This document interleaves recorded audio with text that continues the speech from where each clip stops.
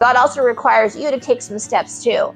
You have to be willing to remove those things from your life and get rid of them. Jesus talks about this in the New Testament, where he says, if your eye causes you to sin, gouge it out. It's better for you to lose part of your body than for your whole body to be thrown into hell.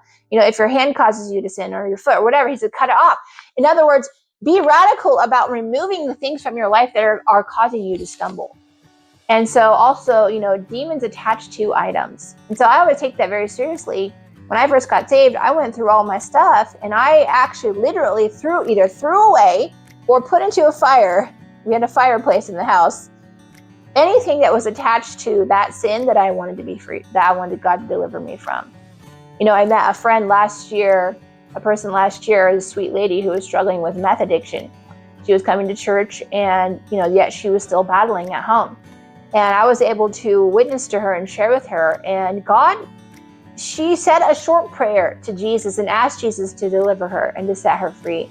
And she said, God, I surrender my life to you, and I'm asking you, Jesus, to take over. And then God gave her the strength to then go home, and she took all of her drug paraphernalia, busted it in the street, and then threw it in the garbage.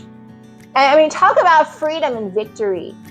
The devil is screaming in the background in terror and fear because you're destroying the very things that he's using to keep you a prisoner. In the New Testament, I think it's in the book of Acts, it talks about a story where there was two men who were taken into prison. They were disciples of Jesus.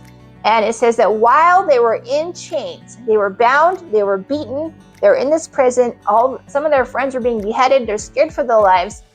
And while they were sitting in their chains, they began to praise and to worship God in their prayers. And as they began to open up their own lips and cry out to the living God, God sends an earthquake and an angel, and it says the whole ground shook. Their chains broke off. All the chains of the people in the prison also broke off, and the prison doors were opened. And so this is where the real power shows up, is that when you choose to use your own lips to cry out to the living God and ask Jesus to deliver you, and you begin worshiping in the middle of your struggle. When I first got saved, I still struggled with those temptations and those desires because I had to learn those new patterns where I had to replace this bad habit with a good habit. And I learned that through going to church and being involved in all the Bible studies, being involved in Sunday and serving, and just reading the Bible every single day. I was constantly reading the Bible. And I began to learn all these new habits. And I had surrounded myself with people who were older than me, who were spiritually mature, who had been Christians for a long time, who also would give me advice and speak into my life. And so those were ways that I learned how to walk in freedom. You cannot do this alone. You have to have community around you. You need community. And so I would just encourage you with that. If you're struggling with something, you're constantly doing that, it's a silent battle that you're battling by yourself.